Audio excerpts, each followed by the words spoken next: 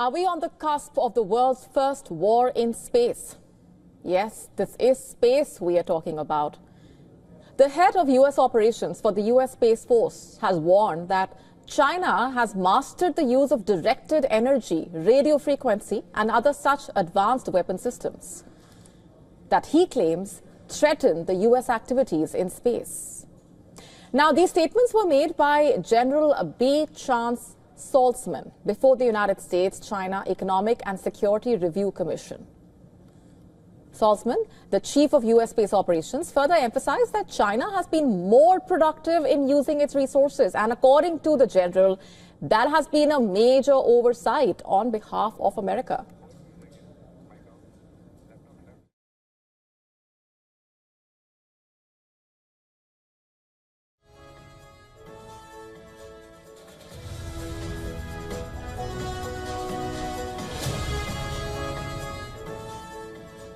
In fact, the U.S. committee was told how China focuses on just one particular area of a planet, while the U.S. has a wide-ranging objective.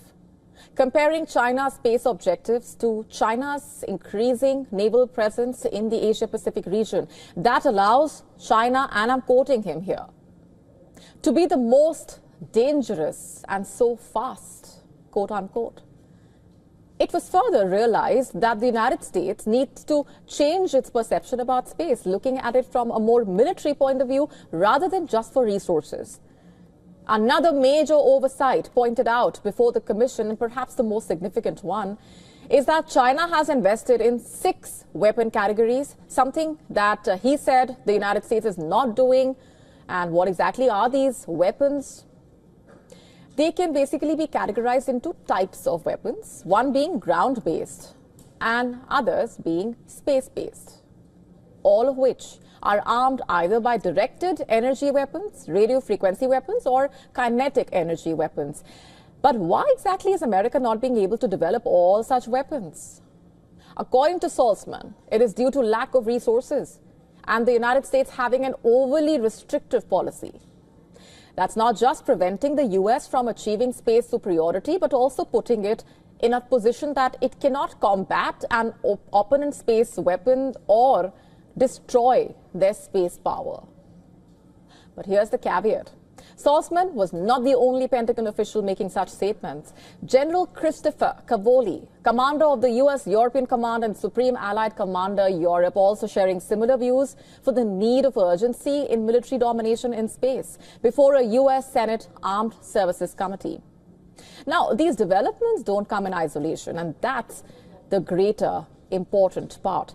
Just 2 weeks ago, the U.S. Space Force accused China of conducting coordinated maneuvers with its satellites in what it claimed was China practicing dogfighting or combat in space. Dogfighting is a term usually reserved for jet fighters, as you may be aware, involved in aerial combat. In 2024, China also navigated multiple satellites in close formation, leading to concerns among the Western countries that the satellites were being tested for potential military uses. As the top U.S. generals in the United States call for greater focus towards militarizing space, it seems one thing is clear. The United States sees China as a great threat in space. And the question still remains, will this head towards the world's first ever war in space? A major geopolitical shift is unfolding in Africa, where Russia is deepening its influence in the Sahel region. Moscow has pledged military support to African countries led by military juntas, strengthening ties with countries such as Mali, Burkina Faso, and Niger. In return, these countries have declared their allegiance to Russia, with some even labeling Ukraine a terrorist state. On Thursday, Russia played host to the foreign ministers of the Confederation of Sahel States. Following high-level talks, the Russian foreign minister confirmed Moscow's commitment to training and equipping the alliance's joint military forces. He also accused Ukraine of directly fueling instability in the region, going as far as to claim that Kiev openly backs terrorist groups in Africa. Listen in. Certain out-of-region actors even today try to destabilize the situation in Sahel region. Recently, apart from former colonial powers, the Kiev regime popped up among them, With the full connivance of its Western sponsors, it openly supports the terrorist groups in this part of Africa. And Mali's foreign minister also reinforced Lavrov's claims and made it clear that Mali views Ukraine as a terrorist state, blaming foreign-backed actors for the ongoing security threats.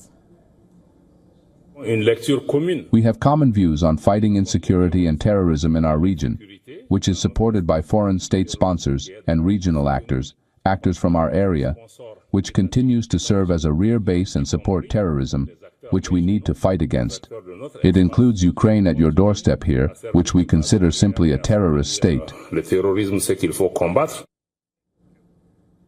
Tensions between Mali and Ukraine have been building for quite some time. Last year, Mali severed diplomatic ties with Kiev, citing allegations that Ukrainian forces aided an attack in northern Mali, resulting in the deaths of both Malian soldiers and Russian mercenaries. The rift seems to have only widened since then. The Confederation of Sahel States is a coalition of countries that have experienced recent military takeovers. These governments have expelled French and Western forces from their territories, choosing instead to pivot towards Moscow.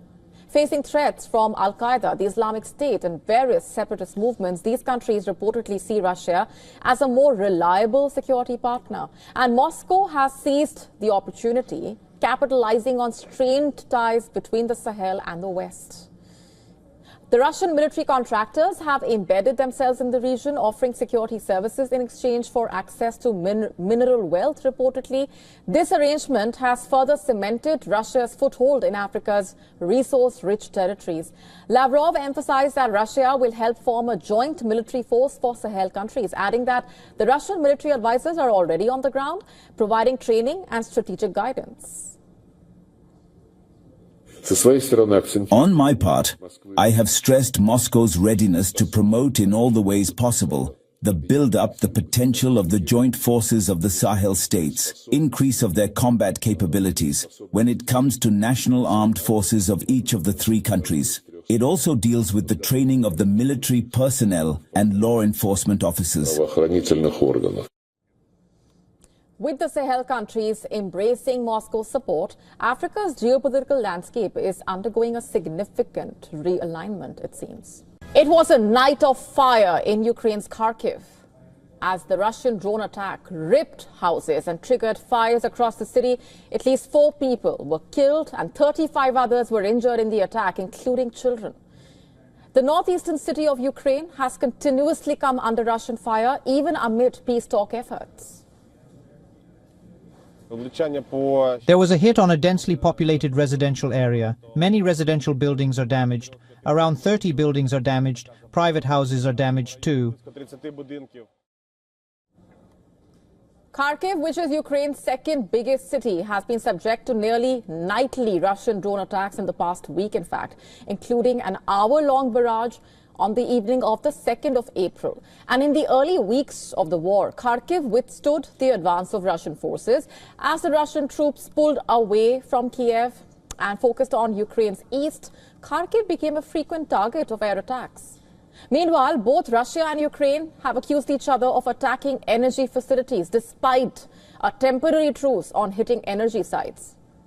According to Russian Defense Ministry, its forces gained control of 2 Ukrainian settlements within 24 hours.